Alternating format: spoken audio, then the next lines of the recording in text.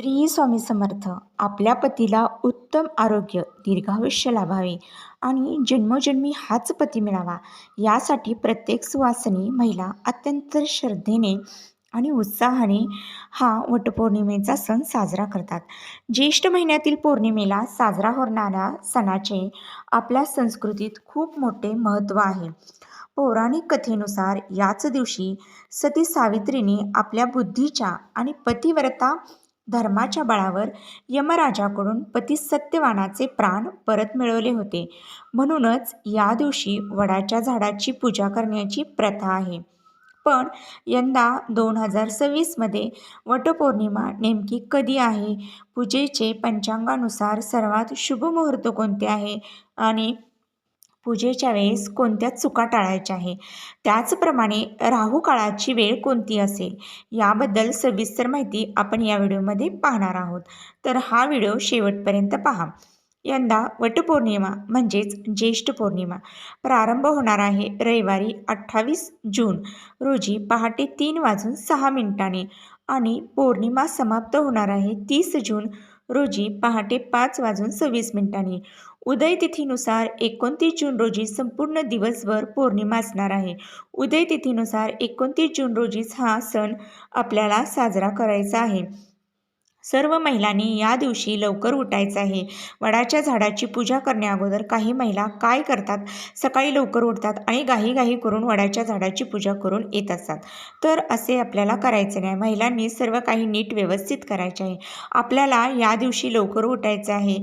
सर्व महिलांनी अंघोळीच्या पाण्यात थोडीशी चिमूटभर हळद टाकून अंघोळ करायचे आहे. त्यामुळे लक्ष्मीनारायण प्रसन्न होतील आणि तिन्ही देवता प्रसन्न होतात. म्हणून हळद टाकून नक्की अंघोळ करा. जे काही शारीरिक मानसिक त्रास असतील ते संपूर्णपणे नष्ट होतील. त्याचबरोबर या दिवशी आपल्याला देवघरातील देवांची देखील छानशी विधिवत पूजा करावयाची आहे. यावर्षीची ज्येष्ठ पौर्णिमा म्हणजेच वटपौर्णिमा आहे आणि त्या दिवशी आपल्याला कुलस्वामिनीची माता लक्ष्मीची छानपैकी पूजा करून त्यांचा शुभ आशीर्वाद घ्यावयाचा आहे. पंचामृताने किंवा गाईच्या कच्च्या दुधाने अभिषेक करावयाचा आहे. मूर्ती छान देवघरात स्थापन करावयाची आहे आणि कुलदेवतेचा कलश स्थापन आपल्याला करावयाचा आहे. त्याचबरोबर देवीची ओटी भरावयाची आहे. खणा नारळाने नाही भरली तरी चालेल. ओटी ही आंब्याने आणि गहू याने देखील भरू शकता. एक ओटी तुम्हाला तुळशीजवळ देखील ठेवायची आहे. आपल्याकडे वडाची पाने जर असतील तर एक वडाचं पान घ्यायचं आहे. देवघरातसुद्धा एखाद्या ताटलीवर एखादं वडाचं पान ठेवून मुठभर गहू आणि दोन्ही ओंजळीत ते गहू घेऊन देवी आईसमोर ठेवायचं आहे. त्याबरोबर एक आंबा ठेवायचा आहे. हळदी कुंकू फूल अर्पण करायचं आहे. अशा पद्धतीने तुम्हाला देवीची ओटी भरायची आहे. लक्ष्मी मातेला, तुमच्या कुलस्वामिनीला किंवा तुळशी मातेसमोर सुद्धा तुम्हाला ओटी भरायचं आहे. हळदी कुंकू आणि फूल वाहायचं आहे. देवघरात देवांची, तुळशी मातेची पूजा करायचं आहे. मग तुम्हाला वडाच्या झाडाखाली जाऊन पूजा करावयाचं आहे. काही महिला घाई करतात आणि वडाच्या झाडाची पूजा करून येतात. तर अशा वेळी आपल्याला पहिल्यांदा आपल्या घरातील देवांची पूजा करून मग कुलस्वामिनीची ओटी भरून मग वडाच्या पूजेला जावयाचे आहे. वडाच्या झाडाची पूजा करताना तांदळाचा वापर करू नका. गव्हाला खूप महत्त्व आहे. त्यामुळे गहू आणि आंब्याने वडाच्या झाडाची पूजा करा. वटपौर्णिमेच्या दिवशी हिरव्या रंगाची साडी जर महिलांनी तुमच्याकडे असेल तर अवश्य नेसा. हिरवा रंग हा सौभाग्याचं प्रतीक आहे. हिरवा रंग हा देवी आईचा आवडता शुभ रंग आहे. म्हणून हिरवा रंग हा जास्तीत जास्त परिधान केला तर सुख सौभाग्यात वाढ होते.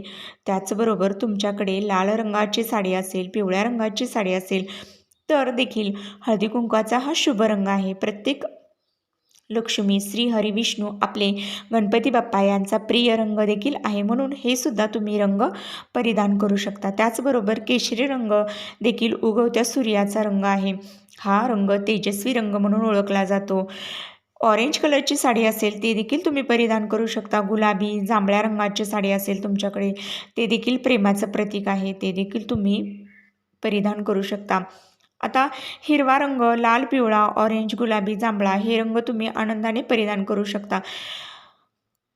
चुकूनसुद्धा तुम्ही काळ्या रंगाची किंवा पांढऱ्या रंगाची साडी या दिवशी परिधान करू नका. त्याचबरोबर बांगड्या सौभाग्यवती स्त्रियांनी या दिवशी हातात नक्की काचेच्या हिरव्या बांगड्या घाला. अक्षरशः 4-4 किंवा 6-6 देखील घालू शकता.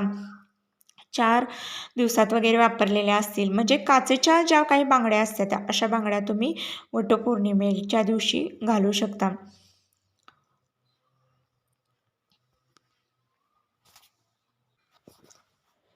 काही महिलांना बांगड्या घालायची सवय नसते, परंतु या दिवशी आवर्जून तुम्ही 4-4 किंवा 6-6 हिरव्या बांगड्या घाला.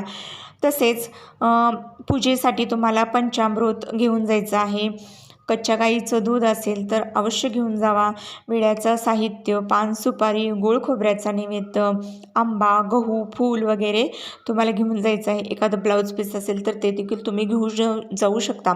त्या ब्लाऊज पीसावर तुम्हाला हे सर्व साहित्य वडाच्या झाडाच्या बुंद्यापाशी तुम्हाला वडाच्या झाडाची पूजा करावयाची आहे.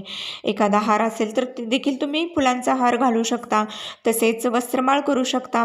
आपल्या कापसाची वस्त्रमाळ त्याला देखील हळदी कुंकू लावून ती वस्त्रमाळ तुम्ही वडाच्या झाडाला अर्पण करू शकता. आपण प्रथम गणपतीची सुपारी मांडून स्थापना करावयाची आहे वडाच्या झाडाखाली. पूजेला गेल्यानंतर पहिल्यांदा वडाच्या झाडाखाली गेल्यानंतर गणपती मांडायचा आहे. 3 विड्यांची तुम्हाला 2 पानं मांडायची आहे. त्यावरती सुपारी ठेवायची आहे आणि गणपती बाप्पाला प्रथम त्याची स्थापना करून हळदी कुंकू वाहायचं आहे. त्याची पंचोपचार पूजा करायची आहे आणि नंतर वडाच्या झाडाला थोडेसे दूध किंवा पंचामृत किंवा तुम्ही पाणी देखील अर्पण करू शकता. हळदी कुंकू फूल अर्पण करायचं आहे आणि नंतर आपल्याला सूत गुंडाळायचं आहे. सौभाग्याचा अलंकार आणलेला असेल तर तुम्ही सौभाग्याचा अलंकार देखील वडाच्या झाडाला अर्पण करू शकता. मुठभर गव्हाने तुम्हाला मुठभर गहू आणि आंबा याची ओटी तुम्हाला वड्याच्या झाडाखाली सावित्री मातेची तुम्हाला भरावयाची.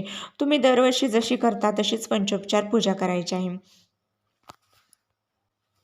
आणि वडाला प्रार्थना करायची आहे की जन्मोजन्मी हाच जोडीदार मिळावा. जोडीदारासमोर सोबत संपूर्ण आयुष्य सुखासमाधानाने जावावे. ऐश्वर आनंद घरात नांदावा अशी वडाला प्रार्थना करायची आहे. स्त्रियांनी या दिवशी उपवास करायचा आहे. किमान वडाची पूजा होईपर्यंत देखील उपवास करायचा आहे. नंतर तुम्ही अन्न खाल्लं तरी चालेल, परंतु त्या दिवशी उपवास करायचा आहे. उपवास सोडला की काही महिला काय करतात की वटपौर्णिमेच्या दिवशी संपूर्ण दिवस किंवा रात्रभर असा उपवास करतात. तर तसं करू नये. तर तुम्ही वडाची पूजा करूच तर उपवास करू शकता आणि नंतर तुम्ही जेवण करू शकता.